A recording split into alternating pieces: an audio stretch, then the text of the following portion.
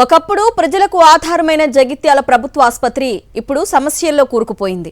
ప్రాథమిక సదుపాయాలు అందుబాటులో లేక రోగులు తీవ్ర ఇబ్బందులు పడుతున్నారు. ముఖ్యంగా ఈసీజీ వంటి కీలక పరీక్షలకు అవసరమైన పేపర్ లేకపోవడంతో రోగులకు ఇవ్వాల్సిన రిపోర్టులు ఫోన్లలో పంపే పరిస్థితి నెలకొంది. ఆశ్చర్యం కలిగించే విషయం ఏంటంటే ఎక్స్రే రిపోర్టులకు కూడా ప్రింట్ ఇవ్వకుండా ఫోటో తీసుకొని చూసుకోవాలని సూచించడం ప్రభుత్వ ఆసుపత్రి సేవల స్థాయిని ప్రశ్నార్థకంగా మారుస్తోంది. జగిత్యాల ప్రభుత్వాసుపత్రి నిర్వహణ లోపం కారణంగా కెమెరా ఫోన్ లేని వృద్ధులు, పేద రోగులు తీవ్ర ఇబ్బందులు పడుతున్నారు. వారి ఆరోగ్య సమాచారాన్ని సరిగ్గా పొందే హక్కు సైతం కోల్పోతున్నారు. మరోవైపు గత 6 నెలలుగా స్పిరిట్ వంటి ప్రాథమిక వైద్య అవసరాలు కూడా అందుబాటులో లేదంటే అక్కడ పరిస్థితి ఎంత దారుణంగా ఉందో అర్థమవుతోంది. ఇది కేవలం నిర్లక్ష్యమే కాకుండా రోగుల ప్రాణాలపై ప్రభావం చూపే అంశంగా మారుతోంది. తిరిగితే ఆపరేషన్ అయింది కానీ నొప్పి తగ్గుతలేదు. సార్కు పంపించాడు.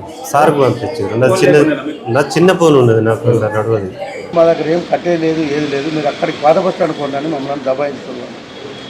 ఏం ట్రీట్మెంట్ లేదు, అనామతగా స్టిచ్చింగ్ లేదు, ఏది లేదు, ఏం లేదు. అట్టిగా పట్టేసేది లగొడుతున్నాను. కనీసం స్పందన లేదు. గవర్నమెంట్ హాస్పిటల్లో కనీసం రేపు రోడ్డు పంట వడి చచ్చిపోతే కూడా గింతేనా వీళ్ళు? గవర్నమెంట్ జీతాలు తీసుకుంటలేదా? గవర్నమెంట్ డబ్బులు ఇస్తలేదా? మేము ట్యాక్సీలు కడతలేమా? ఇంకో నా పరిస్థితి చూడు ఎట్లా ఉంది. ఇంత మంచి హాస్పిటల్ ఇట్లాంటి సర్వీస్ ఉంది, అసలు ఎక్విప్మెంట్స్ లేవంటున్నారు వాళ్ళు. మినిమం ట్రీట్మెంట్ కూడా ఇక్కడ వీళ్ళకి. అదేవిధంగా మోనోసెఫ్ వంటి కీలక యాంటీబయోటిక్ మందులు కూడా ఆస్పత్రిలో అందుబాటులో లేకపోవడంతో రోగులు బయట మెడికల్ షాపుల నుంచి ఖరీదైన ధరలకు కొనుగోలు చేయాల్సి వస్తోంది.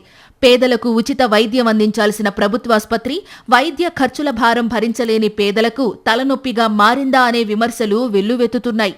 మరోవైపు ఆస్పత్రిలో శుభ్రత లోపం కూడా తీవ్రంగా కనిపిస్తోంది. పరిసరాలు శుభ్రంగా లేకపోవడంతో ఇన్ఫెక్షన్ల ముప్పు పెరుగుతోంది. ఇది రోగుల ఆరోగ్యాన్ని మరింత ప్రమాదంలోకి నెడుతోంది. ఇన్ని సమస్యలు ఉన్నప్పటికీ సంబంధిత అధికారులు మాత్రం స్పందించకపోవడం మరింత ఆశ్చర్యానికి గురిచేస్తోంది. ఇకనైనా ఉన్నతాధికారులు స్పందించి జగిత్యాల ప్రభుత్వాసుపత్రిలో ఉన్న సమస్యలను పరిష్కరించాలి. లేకుంటే ప్రజల కనీస హక్కు అయిన వైద్యానికి కూడా వారిని దూరం చేసిన వారవుతారు.